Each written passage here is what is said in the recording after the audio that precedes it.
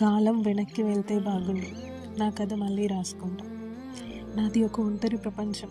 వెనక్కి తిరిగి నా లైఫ్ ఒక్కసారి చూసుకుంటే కనబడేది కోల్పోయిన నమ్మకాలు, అనుభవించిన బాధలు, అనవసరంగా పడిన నిందలు, నన్ను బాధ పెట్టిన మనుషులు.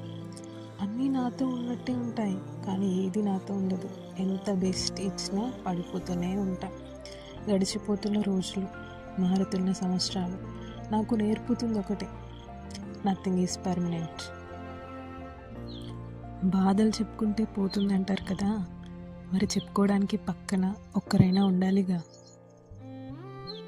ఇది నా ఒక్కదాని కథ కాదు, నాలాగా బాధపడుతున్న ప్రతి ఒక్క అమ్మాయి కథ.